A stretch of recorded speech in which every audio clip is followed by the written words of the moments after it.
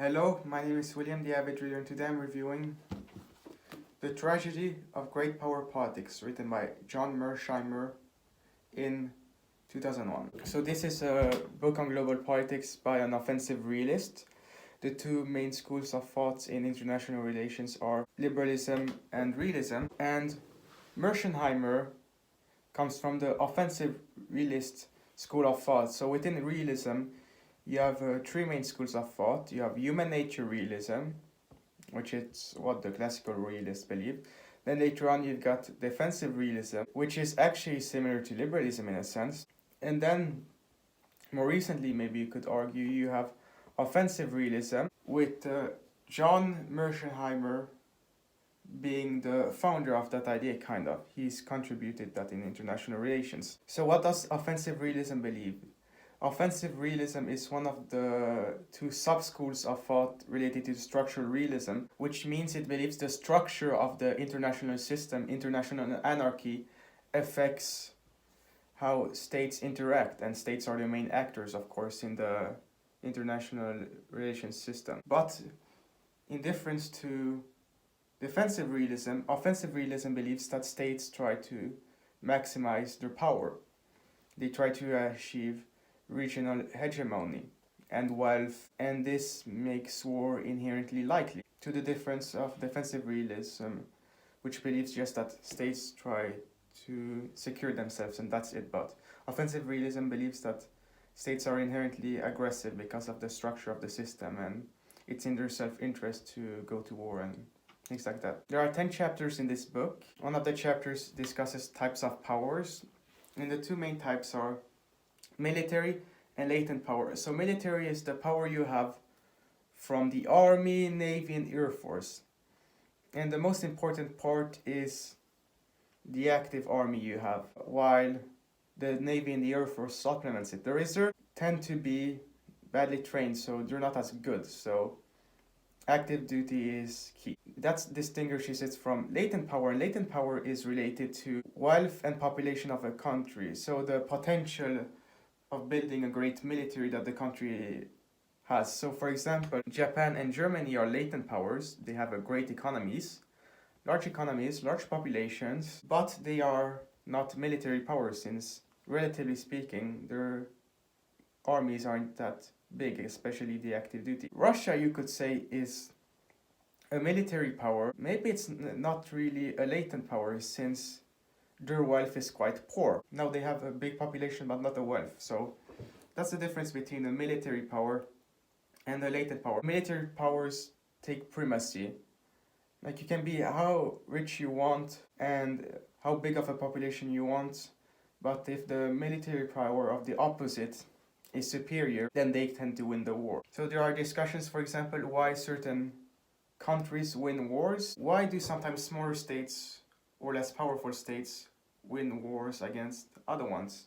Well, it's because they have better strategy. So, for example, the Blitzkrieg by Nazi Germany, which was in a sense maybe not as powerful as France or Britain combined, but because of Blitzkrieg, they decimated France in 1914, conquered them quickly. While Russia, during the Napoleonic Wars, because they had this retreat strategy and made Napoleon's troops follow them and bled them dry, they succeeded that way to win. So sometimes the lesser power wins, kind of. Like Finland partially won the Winter War because of its geography. So geography is a key thing in realism, actually. It's that's why you have geopolitics. Then different types of military powers are discussed, and Mearsheimer explains that land power is the most important, and he shows that the Air Force and the Navy don't actually affect that much power. So the different naval blockades haven't made much of a difference generally,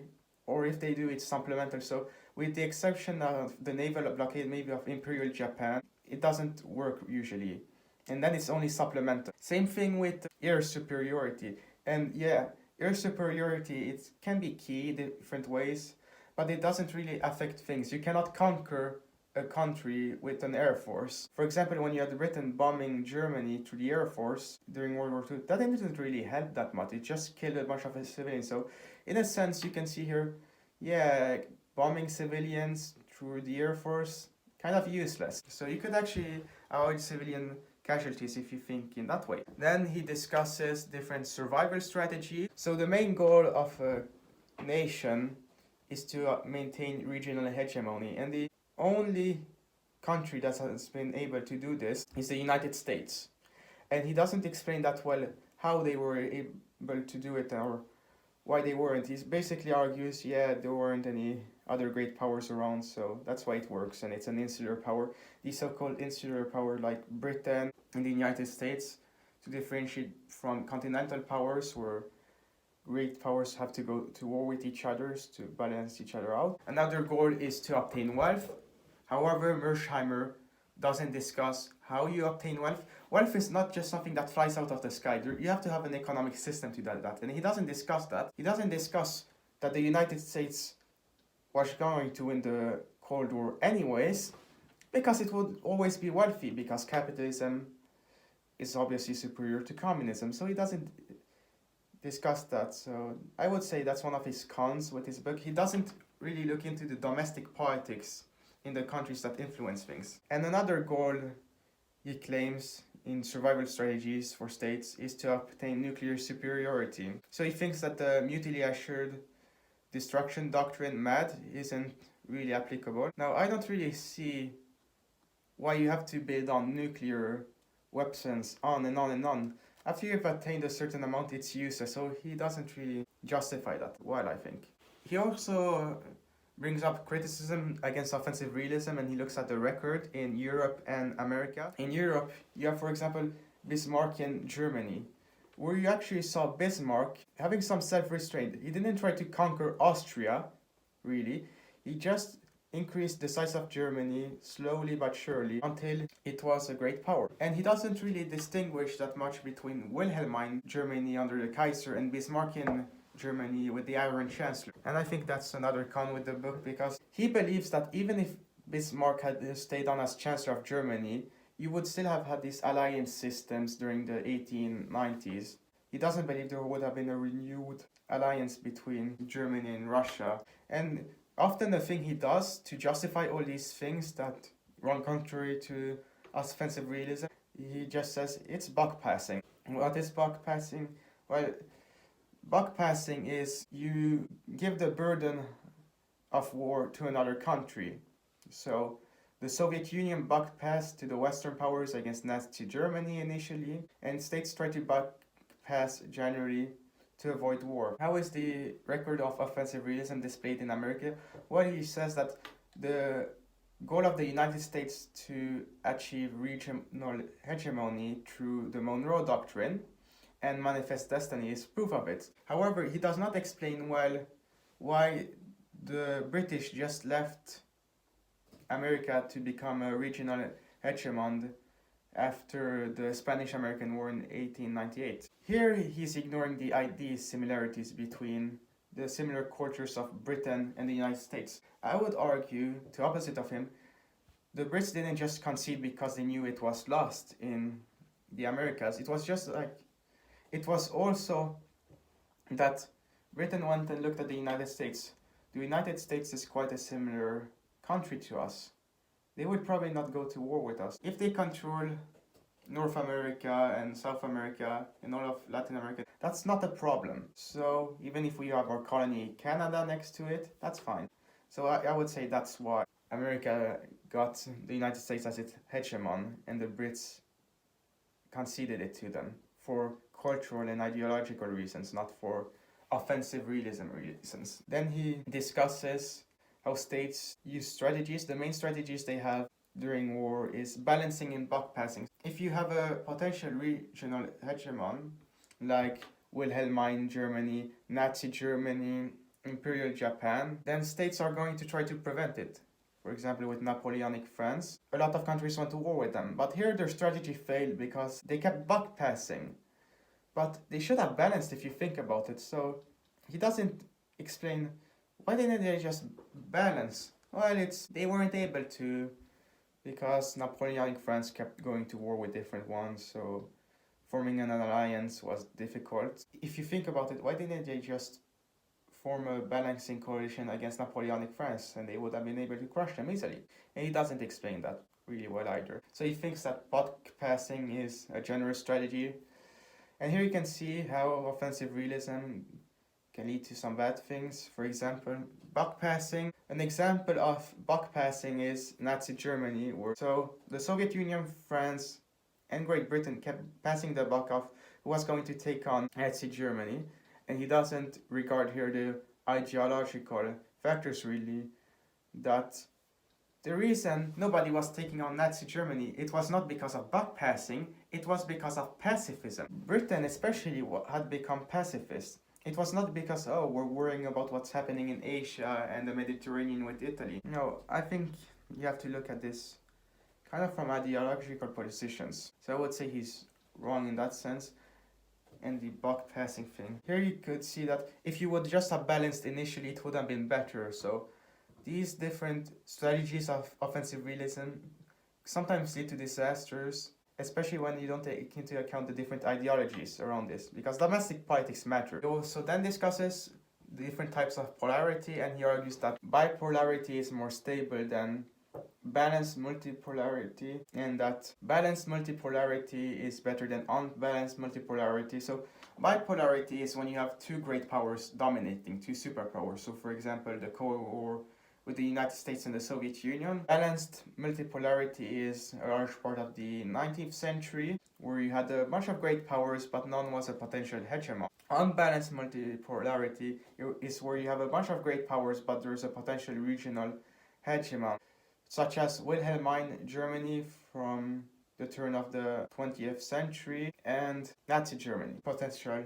regional hegemons. Now, I wouldn't say that bipolarity is necessarily more stable. I mean, you have had more wars during the Cold War, I would say, than presently in the last 30 years. Granted, the Cold War went on for 45 years, but proportionally, I would say there's more wars during the Cold War than during the modern post-Cold War era. Here he cherry picks, he just looks at some types of wars and doesn't count the rest. So the only war he counts during the Cold War is the invasion of the Soviet Union on Hungary.